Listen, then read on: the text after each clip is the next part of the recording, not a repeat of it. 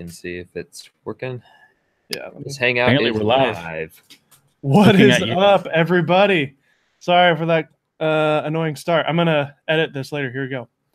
What's cooking, everybody? We are live with Lee from ZED Pro Media to talk about the newly released Canon EOS R. Say hi, What's up, Lee. guys? We finally actually have the real camera, the real visuals, the It's real real. prices, the real specs. It's here.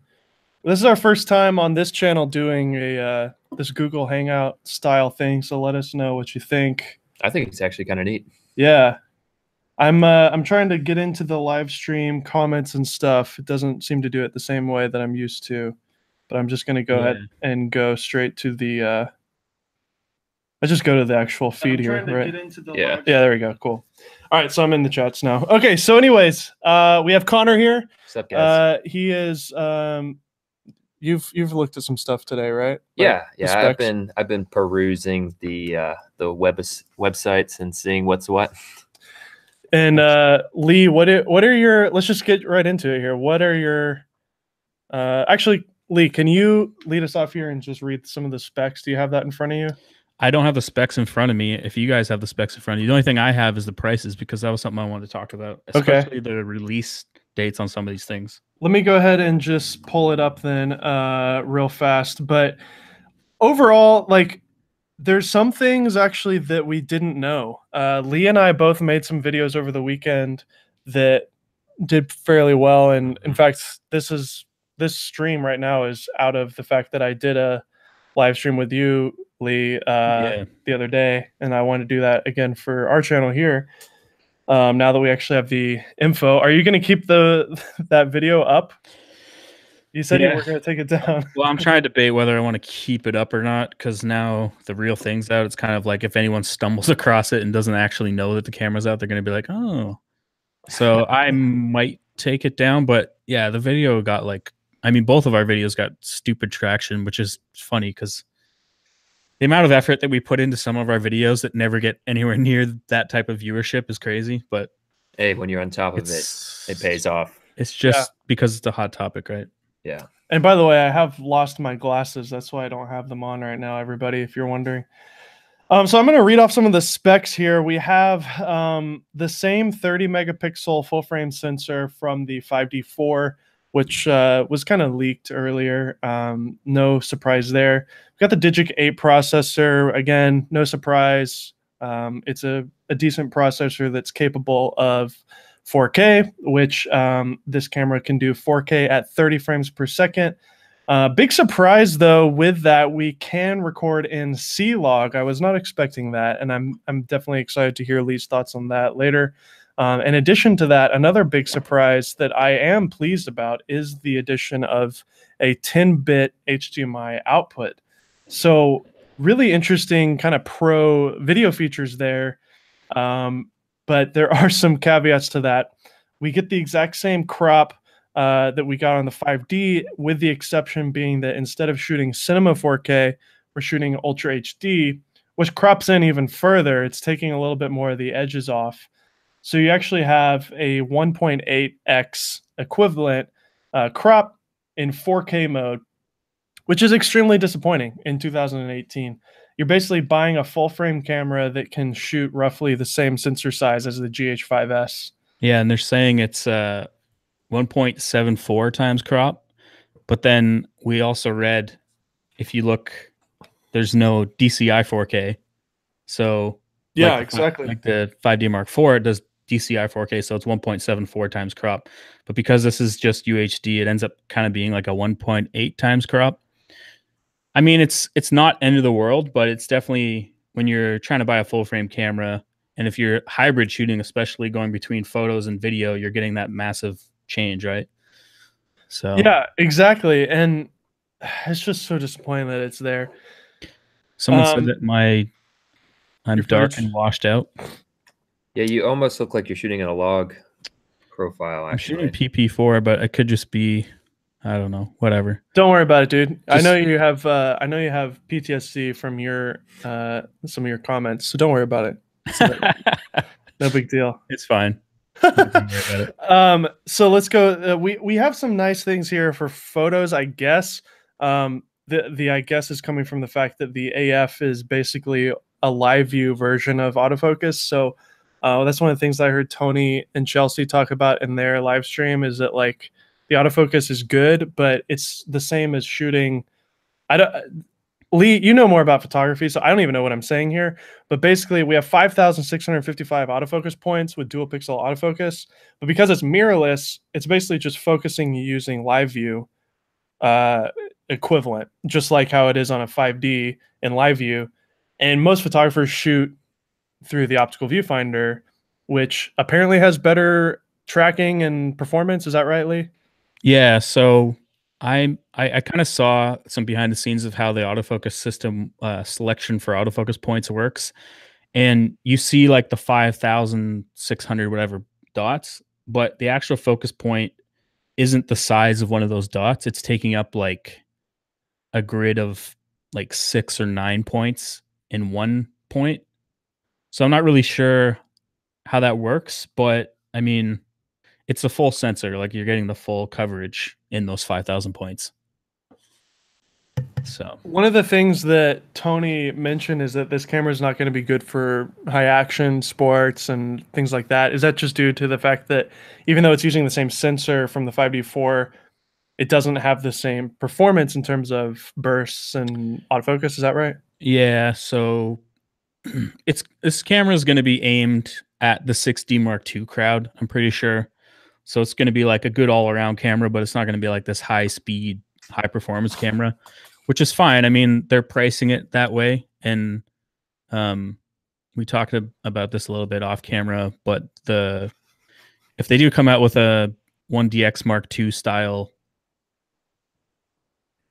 EOS R X or whatever they want to call it, it's going to be really expensive.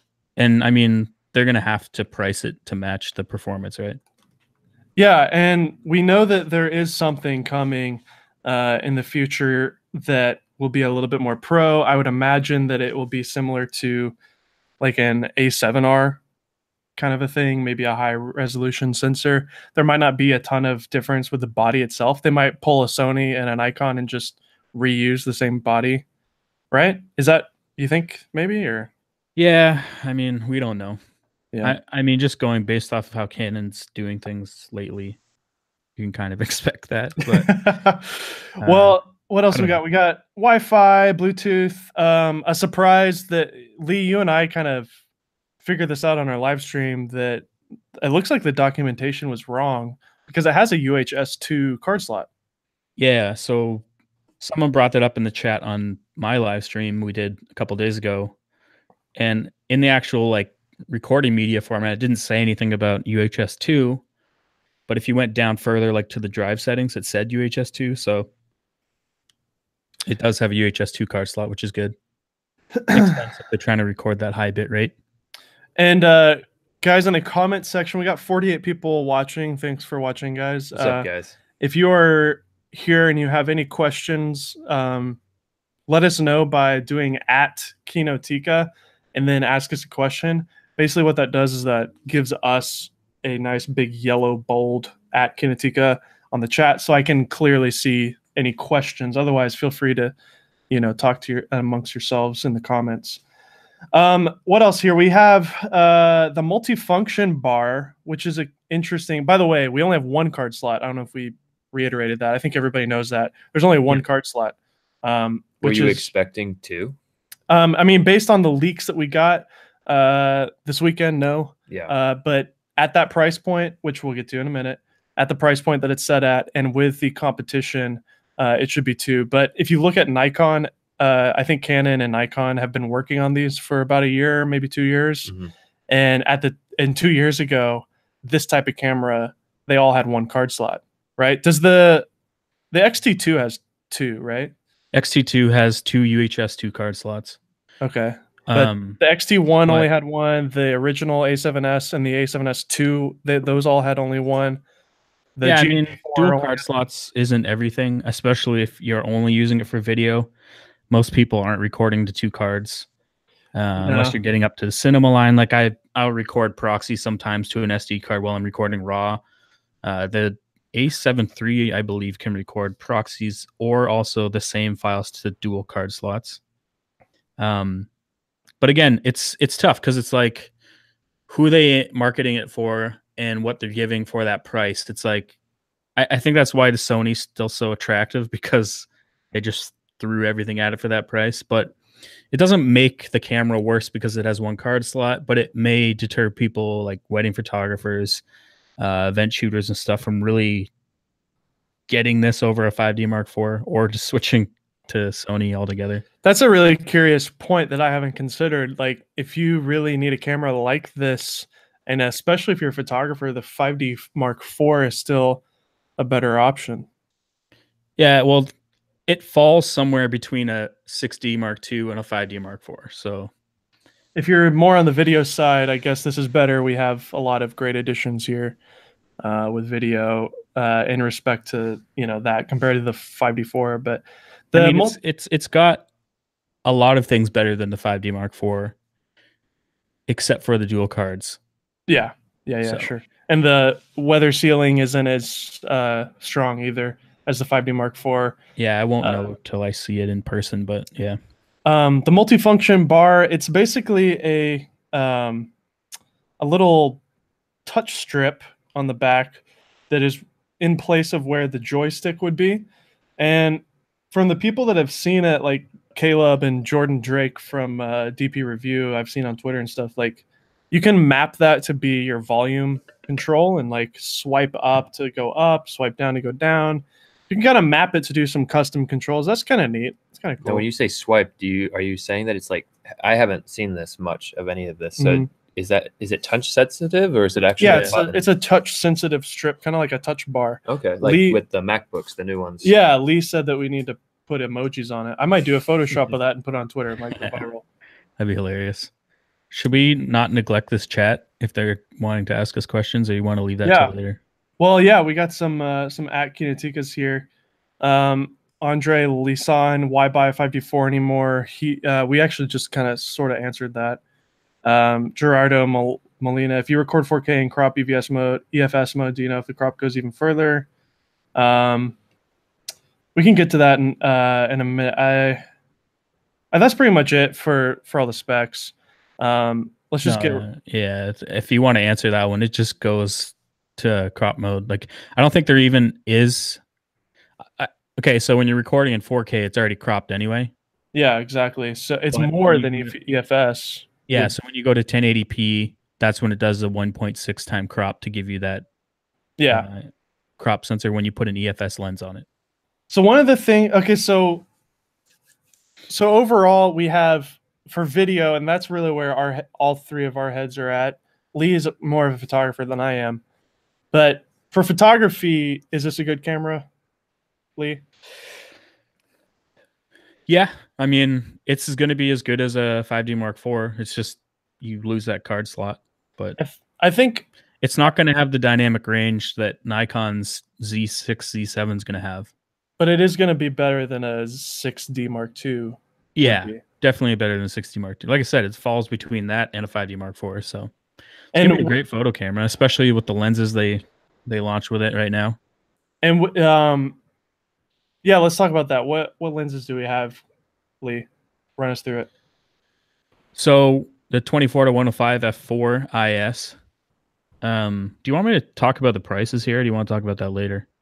Yeah, let's go into, because I'll just talk about the lenses and prices. Yeah, just go right into the pricing, and then we'll mention the lenses. Well, we didn't mention the body price yet, but do you want me to get into that? Yeah, just do the whole thing. Yeah, as you can tell, guys, we planned this a lot. Yeah, we're so planned. We're so scheduled. But I got the price list and the actual shipping schedules on everything. So the body is going to be $22.99 US, and that's going to be coming out in October. And I think pre-orders, I saw B&H sent me links. It's going to be next Wednesday, September 12th, which is Apple Day. Yeah, I know. So yeah, I'm gonna be able to pre-order all this stuff on the 12th of September. So yeah, the body's $22.99, so $300 more than the A7 III. but still way cheaper than a 5D Mark IV.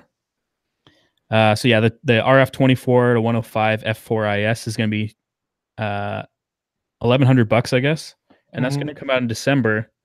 But if you buy the camera kit, so if it comes with the body and that lens, it's $33.99, and that's going to come out in October as well. So I think that's the one I'm going to pre-order myself. That's going to be the one that I would probably get as well, just because the lens is so like versatile compared to everything else. And it's actually the proper size, which we can get into when we get to the next lens. Yeah, it fits the body quite a bit better.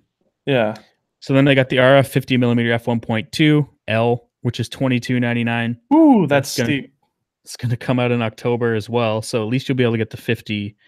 You can pretty much shoot anything with a 50. Yeah. And then the coveted 28 to 70 f2, which is a pretty nice lens, but massive. It's going to be $3,000, and that doesn't come out till December. Ooh. So you got to wait till Christmas for that bad boy. Our friend Caleb Pike is in Hawaii right now at the event for this Canon release, and he said in his live stream when he held that lens, like, it's sturdy, it's great. You know, the image out of it is amazing, but it really truly is like putting a cinema lens on your camera. It kind of feels like just using a big old cine lens. Yeah, it's physics, I guess, right? You can make the camera body as small as you want, but the optics have to match the sensor, right? So and then did you mention the 28 to 70? I just did, and that's how we got on the topic. Yeah. Sorry. But the RF 35mm f1.8 macro IS is going to be an STM lens. All those other ones are USM lenses. And it's going to be $499, and that's also in December. And then all the adapters. We can talk about the adapters too if you want. Yeah. So one of the coolest things about this camera is actually not the I can actually pull up a picture of the adapters if you want. Sure. We're trying out this new Google Hangout thing.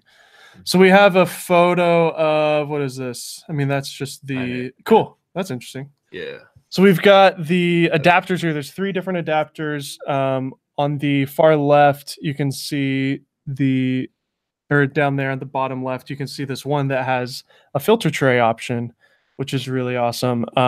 And you can pull in. Is this working? I don't even know. It is. Okay, sorry guys. You can put in a very ND filter on it, which is pretty amazing. It's kind of like having a built-in ND, like a cinema camera.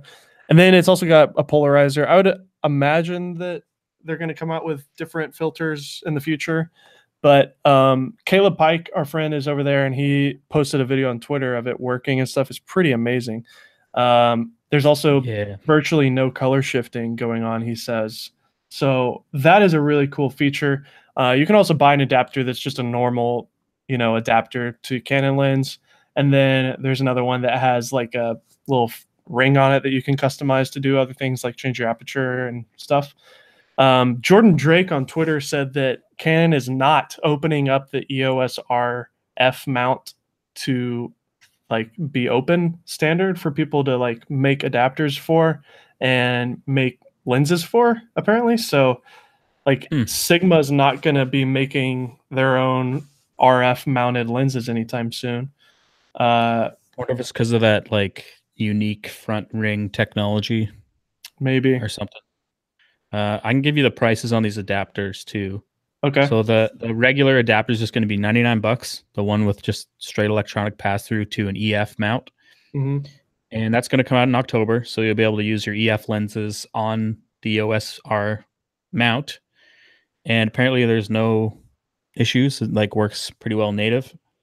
And then the other mounts are going to come out in February of next year. So the control ring one's going to be $200. The drop-in filter one's going to be, $300. Wait, I'm seeing 4. Okay, this is why, because one of the filters is going to be with the variable ND, and that's going to be $400. And then the one with the polarized is going to be $300. And then the one with just the control ring is going to be $200, and that's going to come out in October, along with the regular one. So $400 for the variable ND is meta bones expensive, but it's pretty awesome. I think that's like a game changer for video, especially being able to Absolutely. have all of the features. Plus, it's like having a cinema camera at that point because you have a variable ND built in, right? Well, sort of. I am a huge But advocate for not shooting with vari-NDs because of the fact that it's two polarizers put together, and it if they do a good causes job with image it, though, shift. But yeah, yeah, yeah, I think that it's still going to be great, but I don't know. I'm just really anal when it comes to that because I don't like how skin tones look with vari-NDs. It just looks kind of pasty sometimes. yeah. I mean, I guess you'll have to wait and see what it looks like. But But it's if an you threw like a ingenious cine, if you thing. threw a cine lens on the front of that, like an EF, and then you have the variable, it's pretty cool. Oh, Whether totally. the all the If you're mounts and adapters can handle that kind of weight, but So in 4K mode, because of that crop, you can, and these adapters actually use EFS lenses. So you can use all of Canon's EFS STM lenses, which means that if you're a vlogger and you want to shoot 4K, in theory, you can use, I had it over here earlier, but you can use the 10 to 18 STM Canon lens, which is like $300. Casey uses it every But is day that on his even ADD. worth it if there's going to be rolling shutter in the 4K? Exactly, and that's part of the thing that is a big question mark. I heard again Jordan Drake on Twitter said that the rolling shutter performance has gotten better than the 5D4 in 4K, but it is not anywhere near like good enough. Like there's still a lot of rolling shutter in 4K mode. yeah, Which, if it's similar to the 5D Mark IV and you're just using handheld vlogging and you're gonna be shooting 4K, it's gonna look pretty jello-y. That's my experience using the 5D Mark IV. Anyway, you're gonna either tripod it, shoulder rig it, or gimbal it, which a lot of people are doing, but not a lot of people are going to do that while they're vlogging. So But also, vloggers don't typically shoot 4K because of the style. I would. me too. Well, I All would, the- but normal not everybody, vloggers. obviously. Well, I think Casey will. I think Peter will, because this one thing that we didn't mention in the specs is that there are a couple of things that we can do with the 4K. There's the standard IPB mode, which is at 150 megabits per second, which is actually higher than the highest setting that you can do in a Sony. So that's a welcome addition. I've seen it. We've done tests with the M50, and that's a great codec. It's actually a nice, easy to use 4K file. And then it also can record in a all-I codec at 8-bit 420 at 480 megabits per second. Is that right, Lee? That does sound right. Yeah. So, and then your third option is get the new Atomos 5 or V, whatever they're calling it, and you can record 10-bit 422 4K out of the camera in Canon log, like true Canon log. So all three of those options are better than my 1DC was at 4K. It's just using this crop. So if you buy lenses like the Sigma 18 to 35 and maybe a Tokina 11 to 16 or something like that, you can work around it, but it's still kind of a shame. And that's one of the things Caleb said. He's like, just think of it as a 4K, crop sensor camera, but it's actually, it's more of a crop still than a Super 35 sensor. So, yeah. It's a little unfortunate, but I mean, some people are going to be fine with it. It's tough to really know who this camera was 100% intended for because it doesn't really hit the pro photographer market. It maybe hits like a backup body. And even I heard them mention how they wanted this camera to be an addition to your already like Canon kit. Yeah, So I heard that too. They were advertising almost like a B camera. Yeah, which was weird. And I mean, I get it. It makes sense, but it's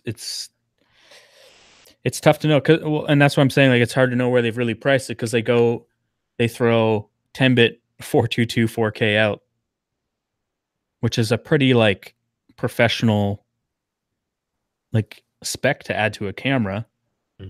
But then you've got these other things, right? Like the single card slot, the crop, et cetera, right? But yeah, it's exciting, I guess, for someone who wants like a good photo camera, but again, this is the video, but wants to shoot good video, but then like can do 10-bit as well. So I don't know. I think for me doing what we do here on Kinotika, like half the time the camera is locked off on a tripod, and if it's not and we're out in the field, then Connor's either handheld or on a monopod, and I just stand there and talk. So it's a camera that we probably could actually use because we just use the right lenses. You can just make it work. But like if you live in a Canon vacuum and you're like kind of just like, I only have one option and that's to shoot on a Canon camera, which is fine. Like there's valid reasons. It's a comfortable system to use. It's reliable. Color science is good.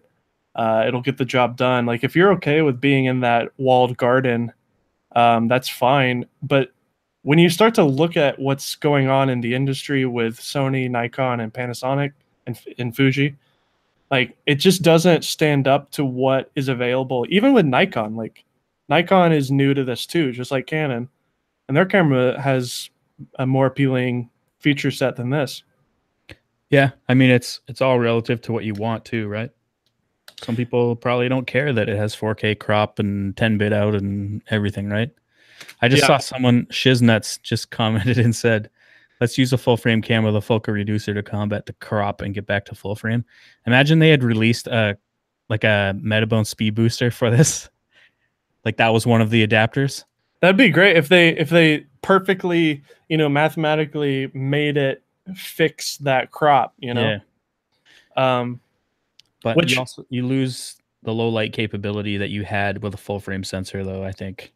Yeah, you lose that depth of field and stuff like that. What else? We have some other comments here. Levi Allen, going back to the 7D. What's up, Levi? I was just talking to him earlier. What about shooting continuously in silent mode? Steve Carpenter asks. Yeah, I mean you can do it. I heard it's not added yet. That's really? It's supposed to be a firmware thing. Oh my gosh! Okay, I think I saw Tony talk about that. Weird. It almost sounds like this camera is not ready to release yet. You guys are talking about all the stuff that's coming out in December and even next year, and it's like, do you think they pushed? Yeah, to have this release. Oh, they're trying to get Photokina. They're trying to get the hype because they're losing the hype. Yeah, but it's almost like, is it even worth buying at this point? Because the ecosystem isn't there yet. Yeah, there's not enough. There's not a good enough foundation to support it really yet. I mean, it was like this when the A7 stuff came out. There was no lenses and the original A7. Yeah. You gotta kind of expect it that there's going to be a build up to it's a whole new system, right? So it's a revolution. The revolution. R for revolution. Is that seriously what the R stands for? I actually don't know this. Yeah. Yeah. I guess it is. No, that's part of their marketing. That's corny. Well, Nikon has something corny too. Yeah. Joel says, would it be worth it to wait for a higher end full frame mirrorless from Canon? I guess if you have to stay with Canon, I guess sure. I mean, just you can wait, but you can saving up. The other one's not too far away. Well, supposedly. I don't think we have really even any real speculation on when that's coming out, do we? Like after Photokina, I think. There was no confirmation, but I saw in Canon rumors that he said it was going to be in the first quarter of 2019. So for the release, that they would announce the higher end version. Not till next year. Yeah, but I don't know. Maybe they will. Maybe they will announce it at Photokina. Who knows? We already knew that, David, because we were talking before mid 2019 is when the second iteration of the Canon mirrorless would come out, full frame mirrorless. Is it worth it to wait then, Joel? He asks. No, I don't think so. If you need a full frame mirrorless camera today, right now, immediately go out and buy an A7 III because it's the best deal out there at the moment. I don't know if you'll get one immediately though. I know. I'm gonna everywhere. Yeah, I know. You can find them on eBay, but they're priced up a little bit. Yeah. You can actually $500 more. Yeah.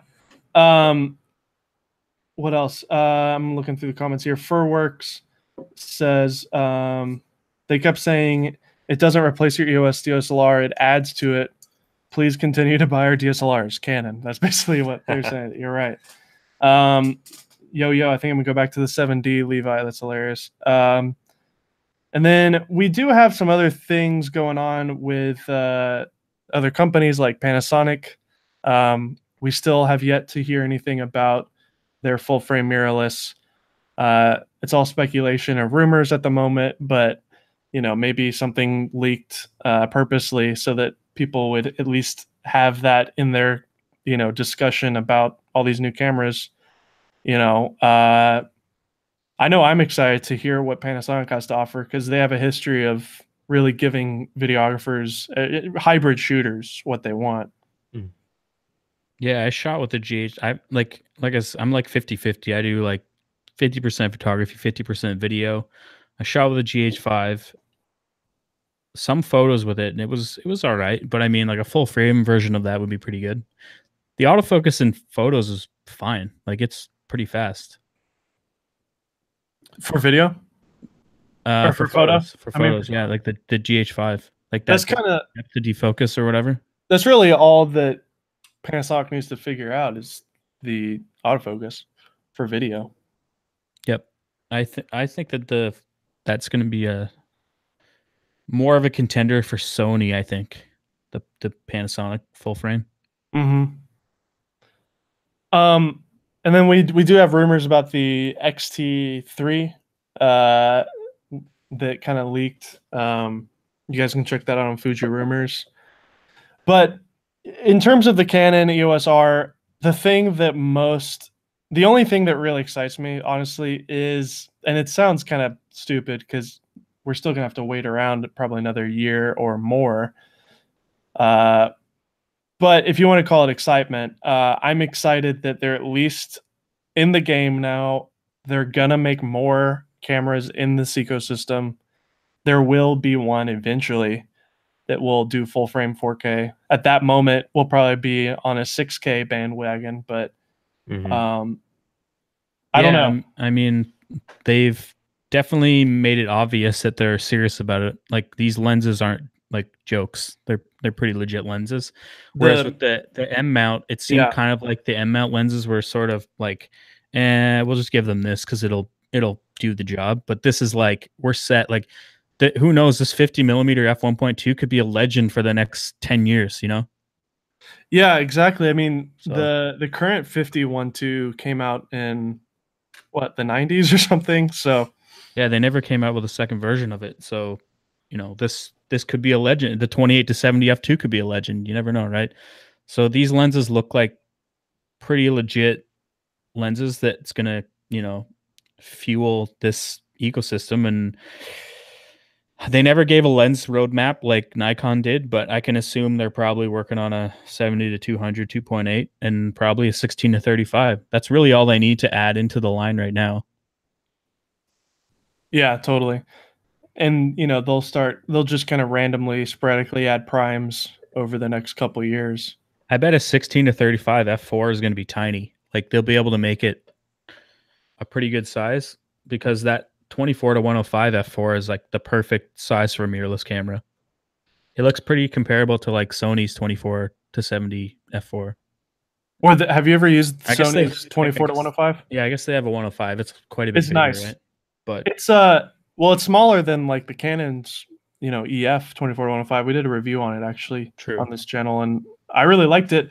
But ever since the Tamron 28-70 f2.8 came out, I don't really see a need to buy the 105 unless you really need the extra reach. Yeah, I'd rather have that aperture. It's like the same size and it's cheaper.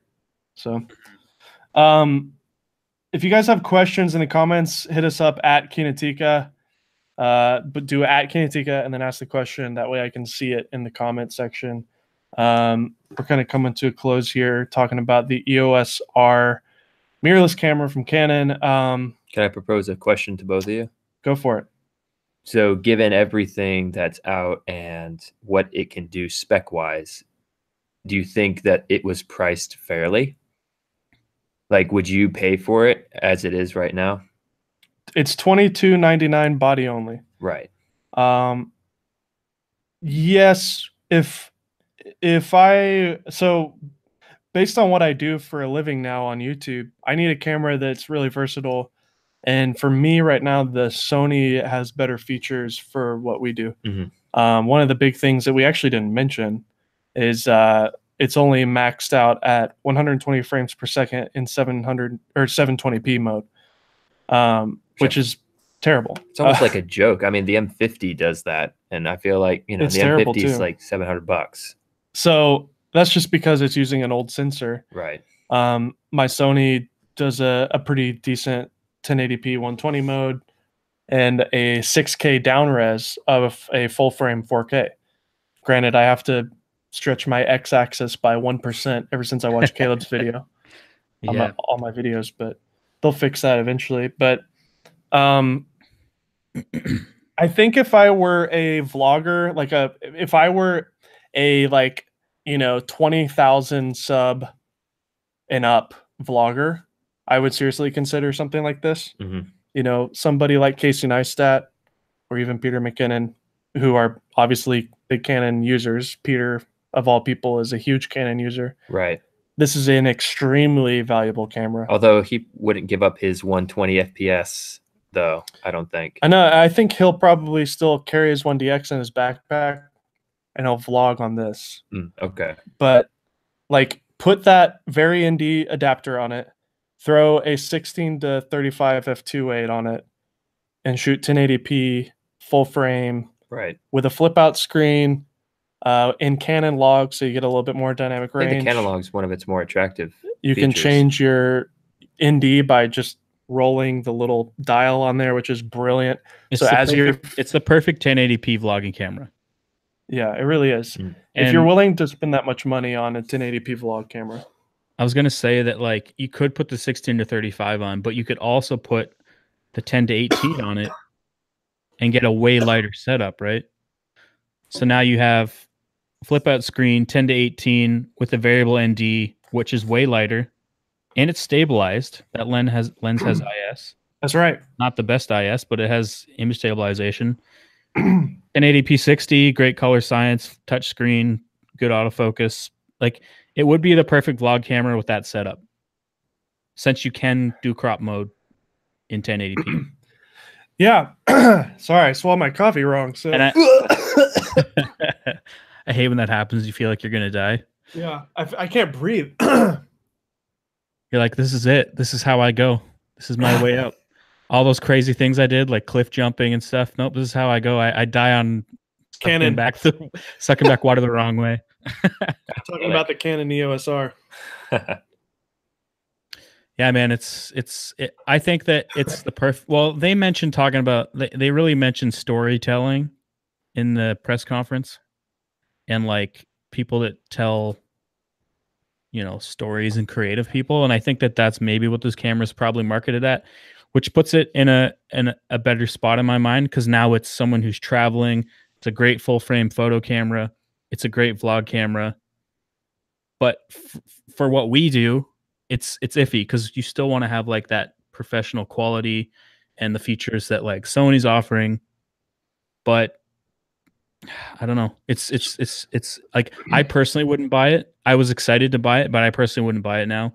But it's also because I have a dedicated video camera that's better than this, and I have sort of. You can't do 10-bit out of it. The C200.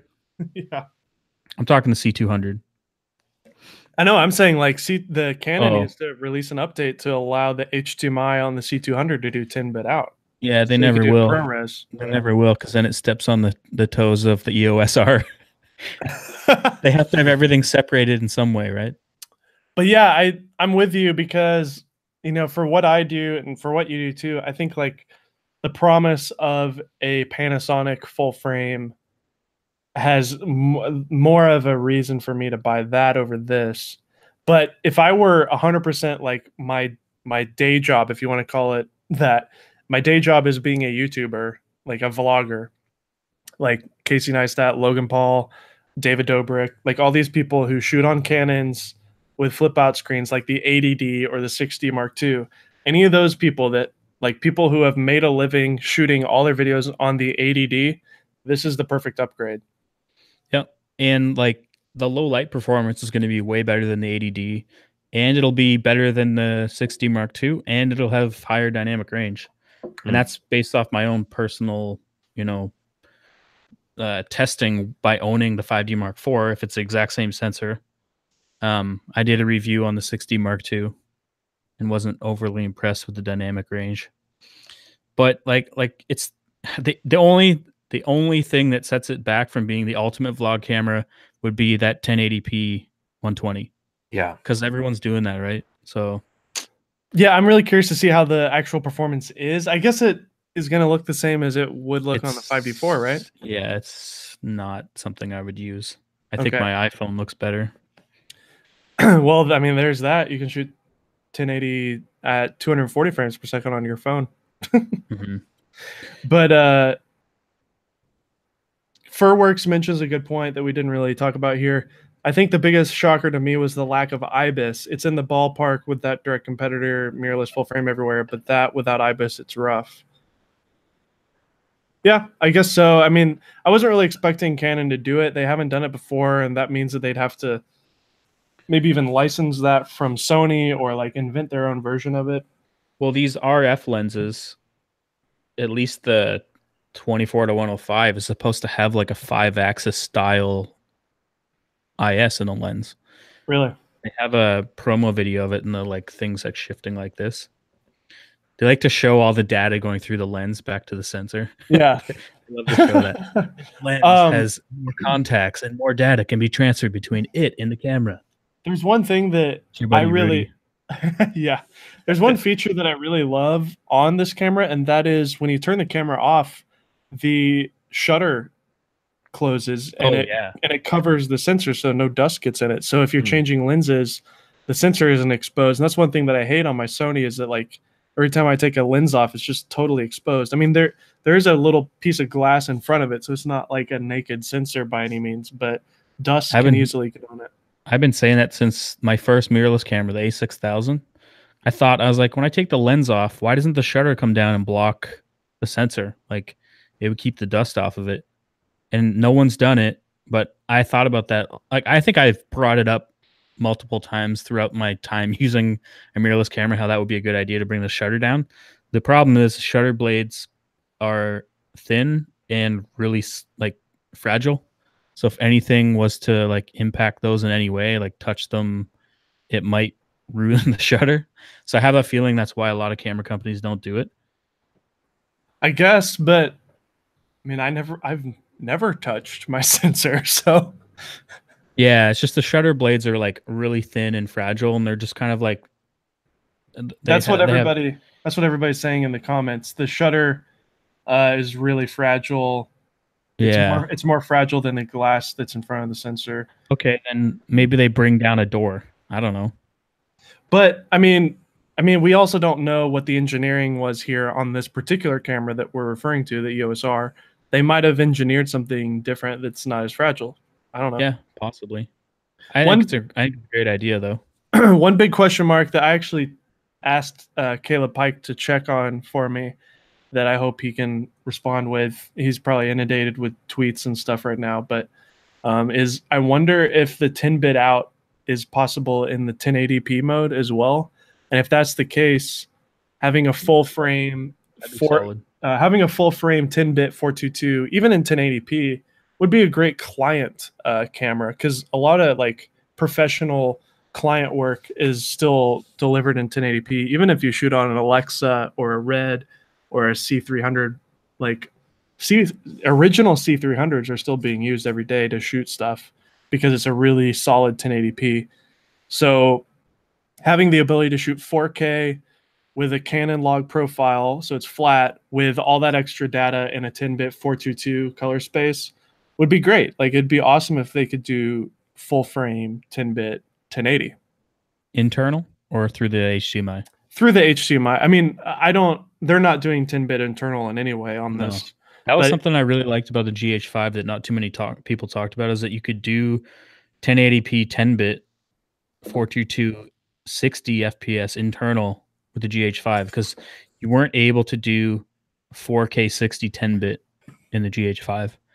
And I shot a lot of stuff. I shot some studio behind the scenes stuff in 10-bit 1080p, and it was solid, like much better than if I was just to shoot regular 4K. One thing that is really interesting about this camera in terms of the body is that apparently the flip out screen is made of metal. So Okay. it's not that plasticky like 6D Mark II or 80D style flip out screen. It's like magnesium alloy, a nice, really just solid flip out screen. And also everybody's saying that it's a really high, like it's just a really high quality screen, and the EVF looks good as well. I mean, but that's kind of what we expect from Canon. Yeah, Yeah, the build quality, the camera actually looks way better seeing it in someone's hand than the leaked photos that we saw. I don't like the back of it. It looks kind of cheap. You know, it's got that style of the dial with the little Q and the little like Nintendo. I've never held the M50, and I don't know if it's kind of similar to that, but it looks more like a 6D or an 80D to me. You know, the top display looks awesome. Having that is that an OLED? It is OLED, yeah. Yeah. Having that up there is nice. I guess you can assign some of those buttons to be like ISO and stuff. But like I prefer the way like the 5D is laid out, where you have a dedicated ISO button, a dedicated white balance button up at the top. Like that's just what I prefer. But apparently there's some little things that they've done to make life easier for us hybrid shooters. You can set up custom modes, and it saves all your settings based on whatever setting you have for video and photos. So say you want to shoot your video at 1/50th of a second for the proper shutter angle, and then switch over to stills and have like 1/20th of a second or something for stills. You can do that easily. Go between Canon log and, you know, standard with different custom modes.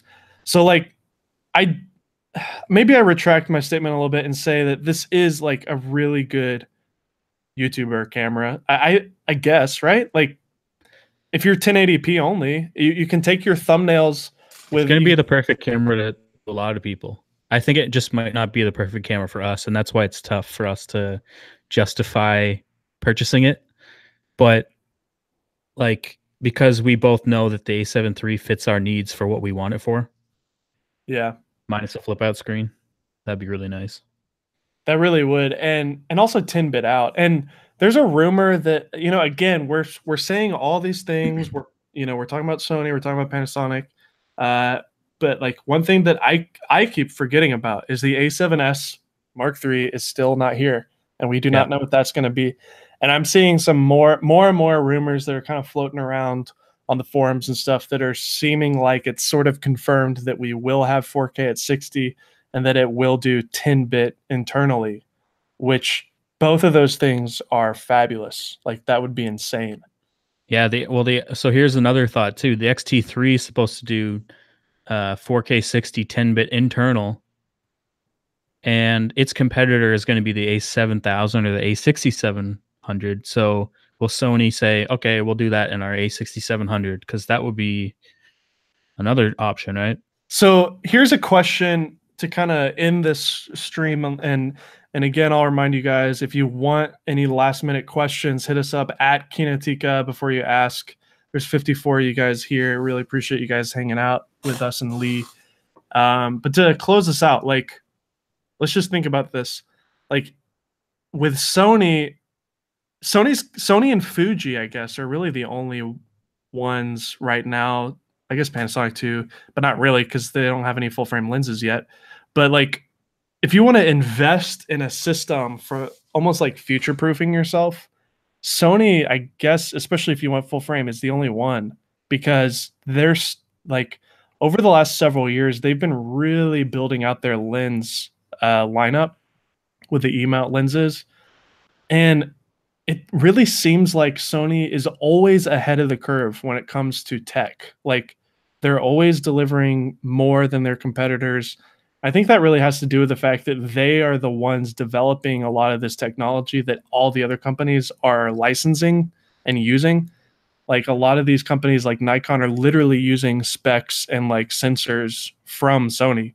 So it makes sense that Sony themselves are going to take advantage of that before anybody else. So like if you really want to just say overall, like where should I put my money?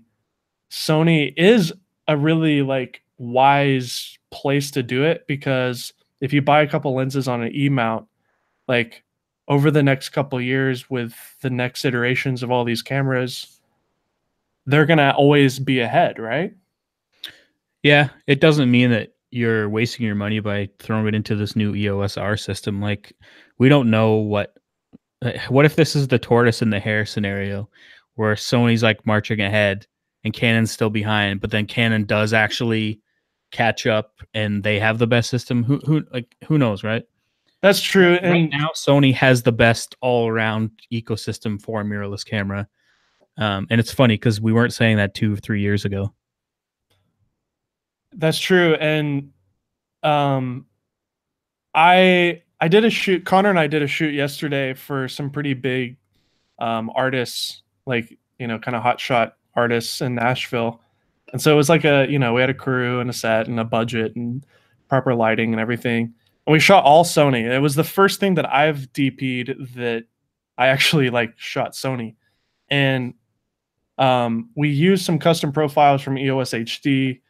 And for the first time in my life, I was actually really impressed with the color and with the performance of the cameras. And overall, that was a real set production environment. I was very happy with how it came out on the A7 IIIs.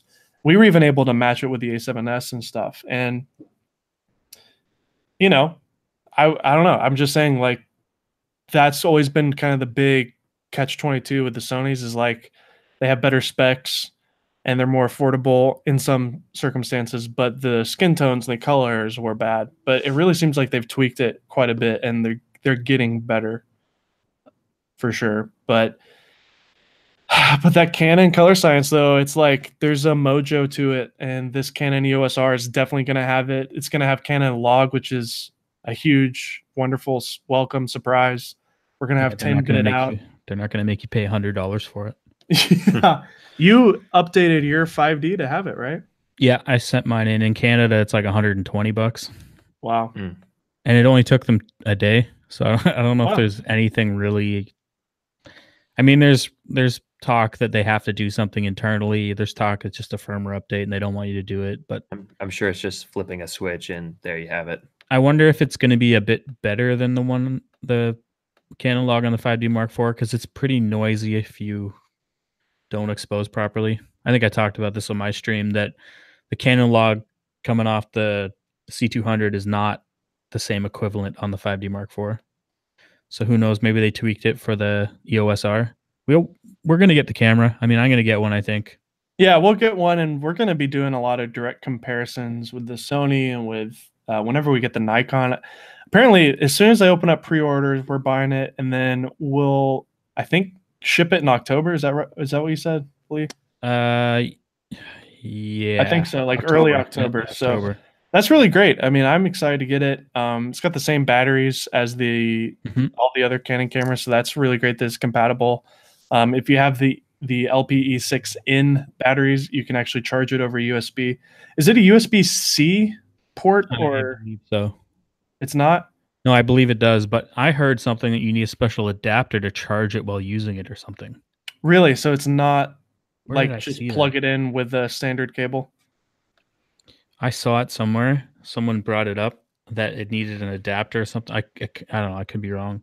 Well, that's stupid, but yeah, I don't really know what that meant. Canon's always been very proprietary with their accessories in the past. You have to buy this Canon certified AC thing, but it's good. The things they make are extremely pricey and proprietary, kind of Apple-esque in a way, but they're high quality and they last and they work. And, that's what I love about Canon. That's what I've loved in the past, is yes, on paper, this doesn't look like the right tool for the job, but at the end of the day, it just works. It looks good. It's going to be a reliable workhorse for a lot of people. I just, like I said, I just feel like it's not really for us, and that's why it's tough to get excited about it. Somebody says you haven't talked about Video-E Photos Mix. You haven't commented on the 8-bit 422 internal recording. Is that a thing? 422 internal?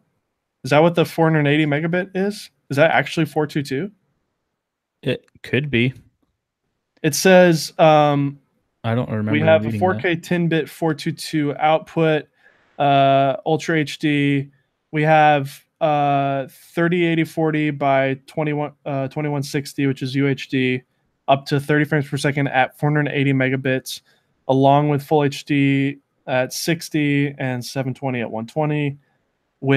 When recording in camera, 4K has 422 sampling and 8-bit color depth. Okay. Yeah, so it'll be pretty similar to the 5D Mark IV then. But it's using a codec that's usable not- on your yeah, computer. Yeah. it's Okay. not a- I'm starting to Question. that right there sort of made me a little happy. We get Canon log 422 8-bit internal. That's what my Canon 1DC was. I'm just gonna have to buy a Sigma 18 to 35. Yep. Which is fine. You're gonna want that lens anyway. I love that lens. I've had it before on a Nikon mount when I had my Black Magics. I adapt it to every single camera I have. Fuji, Canon, Sony. It's even great on the A7 III with this MC11. Even the autofocus and video is pretty good with it. I don't know. It is full frame, I just don't like shooting APS-C on that camera because I know in my mind it's not as good as full frame. Get over it. You're going to be shooting APS-C all day long with your EOS R. We have a Noah as a in real life friend of Alberto. I would like to ask, when is that G7 review coming out? We're working on it, dude. We got a lot of crap going on. Like I was telling Connor today when I was driving here, I was like, man, we're going to Photokina in a couple weeks, and we're gonna have a lot of videos to make when we go there. Blackmagic Pocket Cinema 4K. Yeah, I mean EOS R, Nikon Z6. What else? Are you guys gonna get a Ninja 5 in the review? I don't know if I'm allowed. Yeah, I can say I actually had communication with them, and they're gonna get us one. Dope. So you're gonna have like way too many things to review. That's okay. That's not a problem. It's a good thing. Video, you haven't commented. Oh, we already said that. So 8-bit 422 internal. That is nice to hear. I didn't read that spec. Furworks. Speaking of colors, have you tried any of the downloadable samples from the Blackmagic 4K? I have not downloaded them. I saw that Blackmagic released that. Did you see that, Lee? You can actually download Blackmagic 4K footage now. Oh, really? Yeah. Raw files? Yeah, the raw Nice. DNG files. I'll So have to check it out. I'm definitely going to download those and do some trials. When the Don B, while the camera is a stopgap, I think the control ring is going to be a game changer with creativity. You'll be able to do the equivalent of pulling focus with other things like aperture. Yeah, I mean, I own a bunch of manual focus glass that are declicked aperture. They have an aperture ring on the back and they're declicked, cine geared. And it's so nice to use that. Like, I can't tell you how many times I like point the camera in one direction and then point at another while I'm like live changing my aperture. And it's so smooth that on like when you're watching the video, you would never know that my aperture changed, and I'm able to keep my exposure correct going from a certain place. So having the ability to do that with electronic lens, I don't know if it'll be clickless with the EF lenses or not. I don't know. Does that turn an EF lens into a clickless aperture lens? With that ring? I got some information here. This might make you sad again. I'm reading on the Canon specs right off their site. Mm-hmm. Color sampling, internal recording 4K 420 8-bit. Oh. Full HD 420 8-bit. I don't see 10-bit, or I don't see 422. Well, I'm reading straight from B&H in the in their internal recording. It just says 420 8-bit. But then on the HDMI output it says 422 8-bit or 10-bit. Okay. I mean, I'm on Canon's site, but I mean, we were wrong before about the UHS-2 card thing. So this is on B&H's website, like in the specs on just the standard B&H. It says 4K video has a 422 sampling and 8-color depth. Internally, a 422 10-bit clean output in 2020, basically HDR is possible when using an external recorder. So we'll have to get clarification on that. One little nugget that I asked Caleb Pike to check on too is if they've made the preamps better on this camera. Canon has had a past of making cameras like the 5D4 have just god awful preamps. But remember, the M50 had good preamps. Yeah, better preamps. And I don't know if you ever reviewed a M50, Lee, but the M50, believe it or not, has better audio preamps than a 5D4 or a 1DX. So you don't have to use like a Video Mic Pro to like boost the gain to keep your levels lower.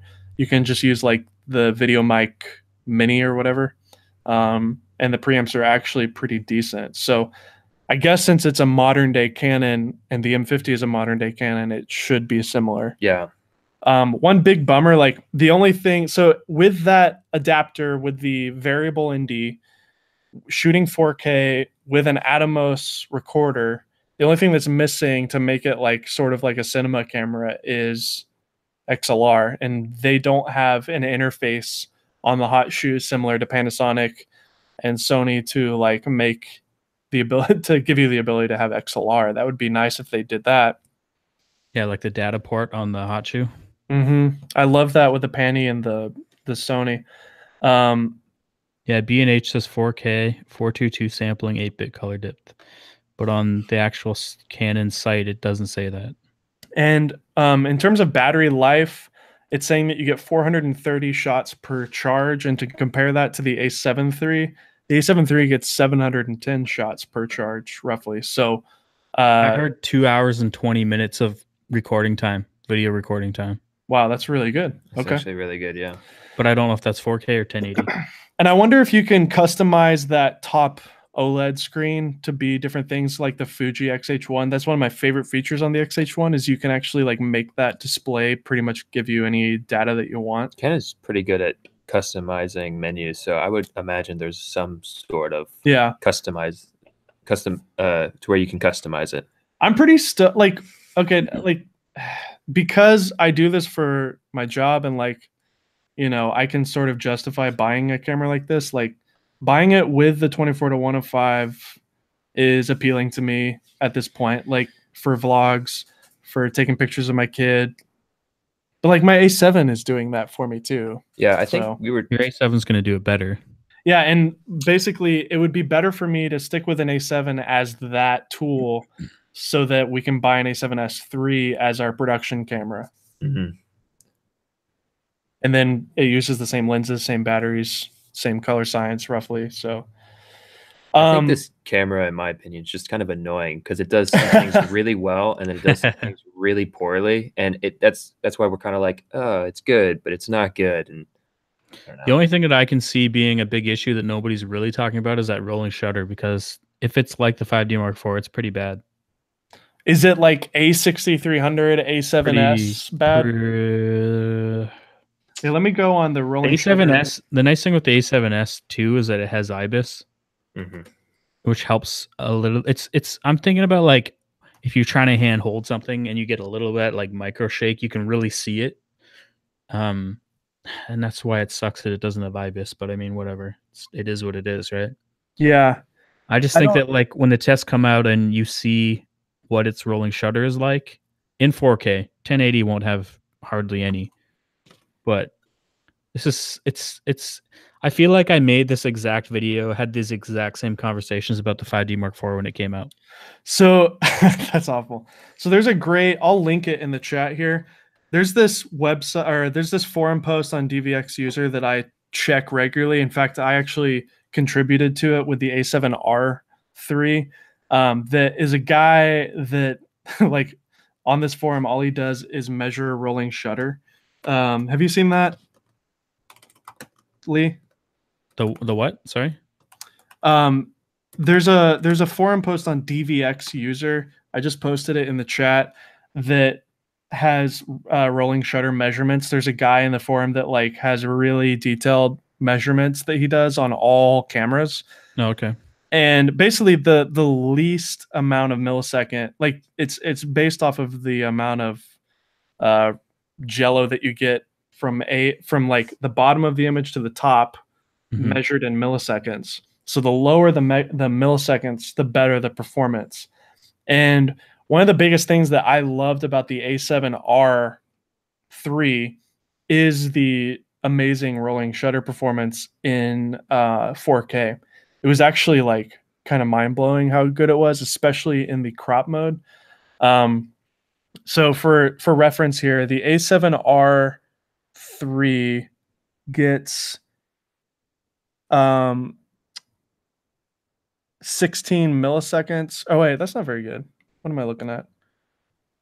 The A7R III in full frame gets 7 milliseconds, which is really low. And then to compare that to like the A7S, that one got 20 milliseconds in 4K. And the A7 III, apparently full frame 4K, is 26 milliseconds, which I've noticed when I shoot 4K on the A7 III, it's not very good. That's actually where the 5D Mark II was in rolling shutter performance. Compare that to the GH5, which has pretty good rolling shutter. That's 15 milliseconds. So the A7 III has 24 millisecond in 4K. The GH5 in 4K has 15. And the A7R has 15 as well in 4K. So if it's like the A7S, by the way, is 30 milliseconds. So the A7S was kind of always known, and the A6300 is the worst of all cameras in all time at 39 milliseconds. I love that camera, but it has to have a gimbal. Like you can't handhold 4K with that thing. It's just like. So unfortunately, this chart does not have the 5D4 on the list. It has almost every other camera. The 1DX Mark II has some of the best 4K rolling shutter, and at 1080, that's at 1080 120. Yeah, but basically, like the A6300 has the worst 4K rolling shutter ever at 39, and my beloved A7 III that I'm shooting on right now isn't very good either. I mean, it's at 25 milliseconds. This is a good comparison site. I like this. But yeah, the C200 is like 15, 16.1, which is crazy because I mean 16. That's good though. I'm trying to figure out what that means. What does that mean? You can read that he goes into detail at the top there. He talks about how he calculates it. Like milliseconds is scan time from top of sensor to bottom, because 16 milliseconds seems like a long time. Well, but compared to the so basically think about what you remember with the A6300 and how bad that is. That's 39. So yeah. 16 compared to 39 is pretty drastic. Because like the C200 is the first camera I've ever owned where I like hand holding it, and it doesn't look like jello-y at all. I think if you're below like 20 milliseconds, it's gonna be totally fine. The C200 reminds me, like if I'm hand holding the C200, it compares to like shooting with a red, like a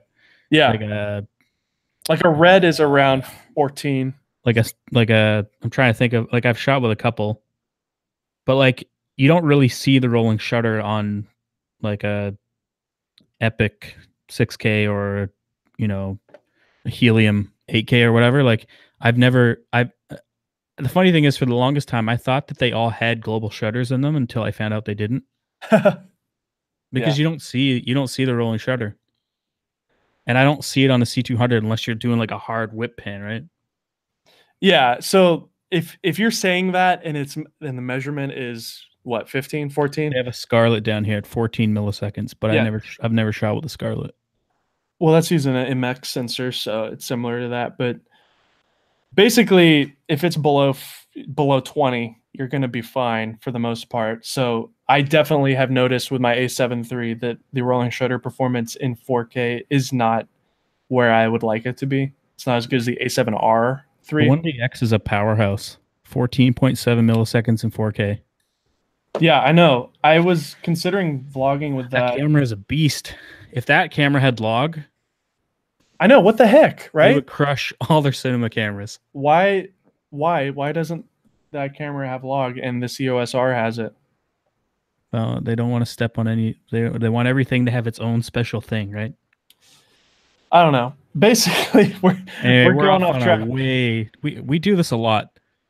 But if anyone else was following along with those charts, to me, it's interesting. I mean, maybe Don B, because I've shot with so many different cameras. Right? Don B literally just commented. He said, "You've guys gone way off the track with it." So, anyways, let's get back on track and just bring it home here and say that I think both Lee and Kinotika are definitely going to pre-order this camera.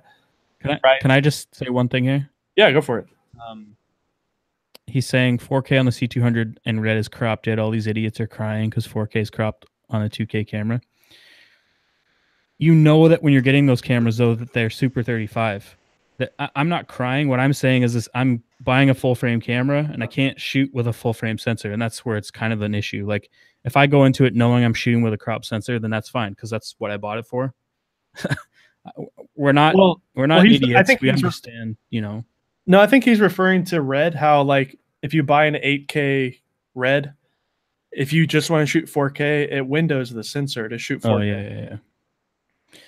So in order to get full sensor on, but that's the difference, right? To get your full resolution, the max resolution, that is the full sensor. Yeah, I guess I'm just saying like the crop isn't that massive. It's like where it is on the going from a full frame down to a less than APS-C. So like Canon has done 4K to 1080 on all of the original cinema cameras, the C300 and the C100s. That was a down res. Like it was literally doing what the A7 III is doing with the 6K to 4K. The A6300, which is a tiny little camera, is processing a 6K sensor and down resing that to 4K. Mm-hmm. Like why can't they down res the full frame, whatever resolution that is, down to 4K? No idea. But yeah, we can end the stream here if you want to. Yeah. We are gonna pre-order it. I have a feeling that when it's in our hands, when we do testing, when we look at the images, like all of the complaints probably will maybe go slightly away because Canon has a knack for making beautiful images, like just plain and simple. Yeah, we're gonna like it. We know we're gonna like it. It's just the problem is when you're looking at it on paper compared to the other cameras on paper, it is disappointing, especially because of how they're pricing it. It's like they're trying to compete with these cameras, but they're not. Exactly. I feel like Canon did exactly what we were all expecting. Like it's totally a Canon style release. Yeah. So, any last words, Lee? No. Like I said, I'll probably get one in to do a review, and I'll probably like it. But I have a feeling it's not going to fit what I want it for. So I probably. But who knows? You know, who knows down the road? Maybe I'll be in the RF system, and I'll just be so happy. You know, like who knows, right? Yeah, I just know that this specific camera is not for me.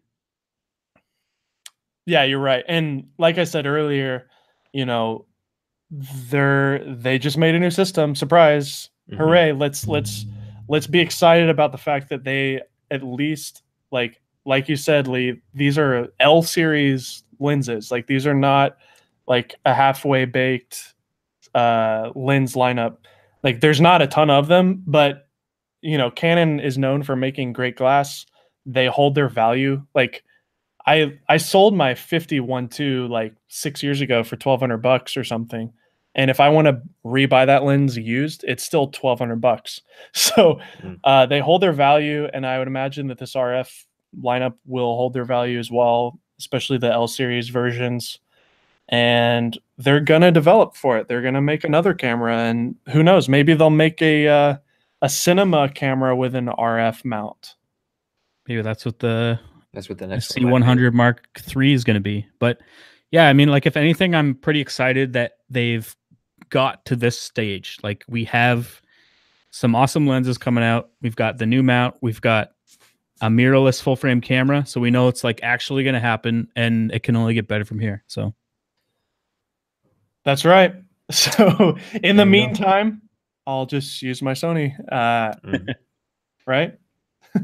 It'll still have good resale value anyway. So I know. I am still very curious what's going to happen with the Panasonic and with the A7S. So, and even the Fuji, like having 10-bit internal is great. So, well, sure. thanks a lot, Lee. If you have not seen Lee before, his channel's name is ZED Pro Media.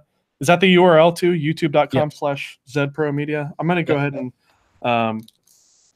post that in the chat. He is an amazing filmmaker and photographer. You can find him at his socials at ZED Pro Media, and then his actual name, which I forgot how you spell your last name again. It's Lee. It's ZAVITZ. ZAVITZ. Yeah, we have a lot of US viewers here. So when he says the word Zed, that also means the letter Z. So people are like talking about the new Nikon. It's so all over the place because you've got all these Canadians reviewing it. Yeah, exactly. And people from Australia and England. Yes. Everyone except America calls really ZED pretty much. We pretty much do our own thing. You're also the only ones that aren't on the metric system. That is really frustrating because the metric system is a much easier system. It's intense. It's exactly. Even and easy. It doesn't. I do not understand the Fahrenheit. The Fahrenheit thing drives me crazy. So I mean, it's what I've always known. So I don't really know any better. But when I look at the metric system, it's a much better system. Yeah. Anyway, do you drive on the right though, right? In Canada? Yeah. Why? Dude, Canada's like the US as far as everything else is concerned. Actually, a lot of people drive on the right-hand side. It's pretty much England. Is it just England and like much. Africa? It's like England and like South Africa but that's also like in Australia. A lot of the British anything that was British colonized. Yeah, Canada's a British colony. Oh. Do you have a president? You have a prime minister, right? Prime minister. But does he answer to the Queen? Not really anymore. But he's got our money and stuff, but we don't I don't think she really has any real purpose for us. But well, it's just funny. We're still part of the same continent, so I call us family. North America is all the same to me. So cool. We need to come up and visit and do a collab sometime. Maybe we can make that work. Yeah, man. So, like I said, if you haven't followed Lee, definitely check him out. I linked it in the comments. Thanks a lot, Lee, for hanging out with us on this Google Hangouts. Thank you guys for hanging around. We got videos coming up. We got some Mavic comparisons. Lee, you're not doing Mavics, are you? No. Yeah. So everybody and their mother's doing Mavic stuff right now. We got to put out our comparison video. If you guys have any suggestions, let us know what you want to see from us. But thanks again, Lee, for hanging out, and we will catch you guys next time. See ya. Yep. See you later, guys. Later. Bye.